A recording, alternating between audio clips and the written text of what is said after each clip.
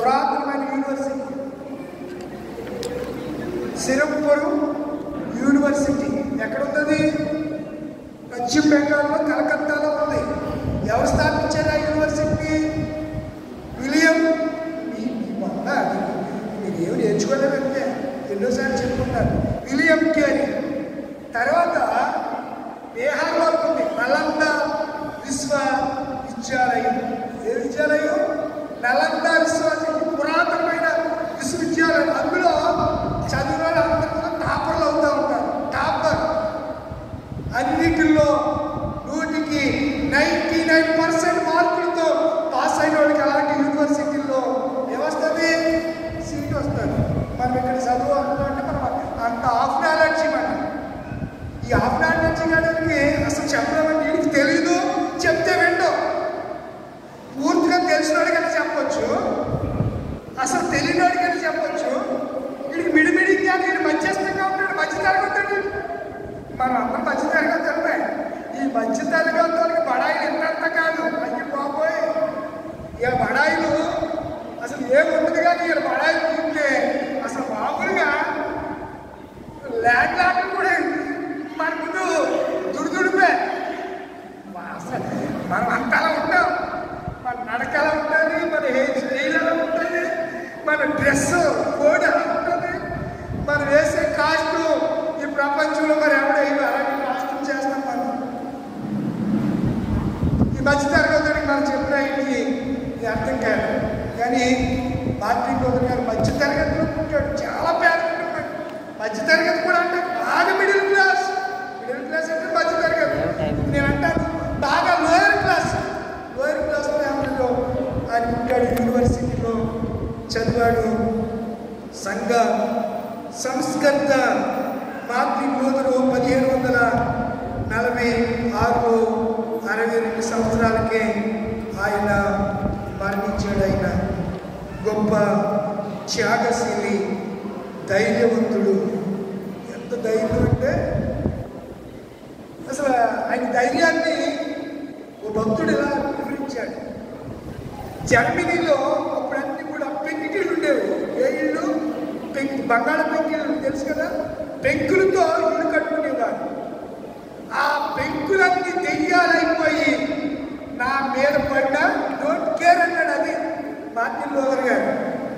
Martin Luther గారు ఏమన్నాడంటే ఈ జర్మనీ దేశంలో ఉన్నటువంటి పెంకులన్నీ దెయ్యాల సమూహంగా మారి నా మీదకి వచ్చిన నేను మాత్రం ఇంచు మాత్రం కదలను. ఎందుకనగా నీతిమంతుడు విశ్వాసం మనం ఈ విశ్వాసం మనం కలిగి ఉంటేనే రాబోయే దినాల్లో క్రీస్తు కొరకు సంఘంలో తెగించాలండి. శిష్యులు తెగించాలంటేనే భారతదేశంలో వచ్చి సువార్త ప్రకటించారు. ఎంతోమంది క్రీస్తు కొరకు హతసాక్షులు అయిపోయారు. ఒక సెంట్ తోమా గారు భారతదేశానికి వచ్చి బయలుకు చేత పొడవుపడి చంపబడ్డాడు. మీరు విన్నట్టున్నారు. ఆ గుహలో ప్రార్థన చేసుకుంటూ ఉంటే ఒకడు బళ్ళెంతో పొడిచి చంపేశాడు. సాధు సుందర్ సింగ్ ఇలా గొప్ప గొప్ప యోధులు వాడు చాలా త్యాగాలు చేశారండి. ఎప్పుడు చేశారంటే వాక్యము మార్టిన్ లూథర్ ద్వారా తెలుగులోకి వచ్చిన తర్వాత సత్యం ఏంటో తెలిసింది. కానీ ఇప్పుడు మీరు ఏం చేయాలి? సత్యం కోసం నిలబడతారా, పక్కకెళ్ళిపోతారా?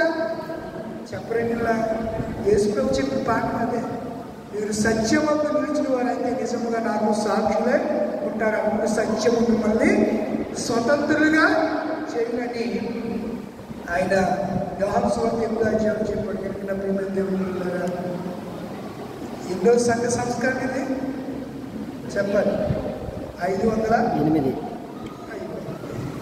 చాలా చెప్పుకుంటాను. 508వ సంవత్సరాన్ని అది నేను చెప్పాను. కొంతమంది ఐదాంశాన్ని బాడీ ప్రజెంట్ ఉంటూ చూసిట్టు పట్టుకు చూదురు కానీ గ్రహింపునే గ్రహింపుడు అన్నట్టుగా అది మీ ప్రాబ్లం కాదులే. మన ఆడి ప్రాబ్లం ఏం చేద్దాం? ఆడంత శక్తివంతుడు. ఆయన ఎదిరించాలంటే సర్వాంగ కవచాన్ని ధరించాడు. వాక్య ఖడ్గాన్ని చేతకున్నాడు. వాడిని మర్చిపోయేటట్టు చేస్తాడు. ఎత్తుకుపోతాడు అంతే. ఎత్తటం ఎత్తుకుపోవడం, ఎత్తటం ఎత్తుకుపోవడం. ఉంటే ఏమైపోతుంది? భూమిలో గింజ ఉందనుకుంటే ఏమవుతుంది?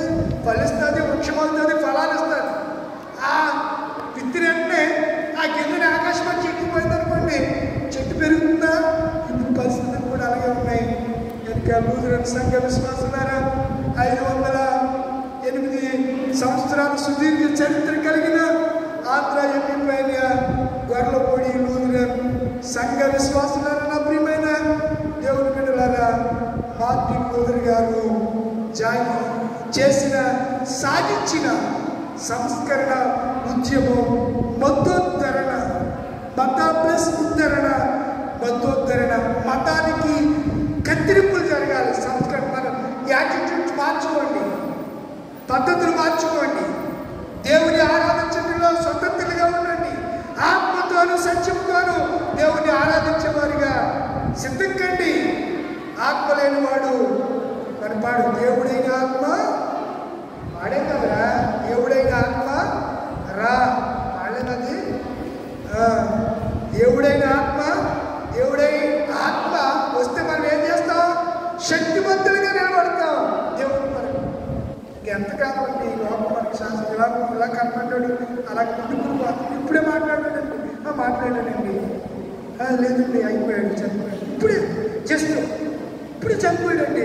ఏంటంటే స్ట్రోక్ వచ్చిందండి, లేకపోతే యాక్సిడెంట్ అయిందండి, లేకపోతే ఏదో అయ్యిందంటండి, కిడ్నీలు ఫెయిల్ అయిపోయాయంటండి, లివర్ ఫెయిల్ అయిందంటండి.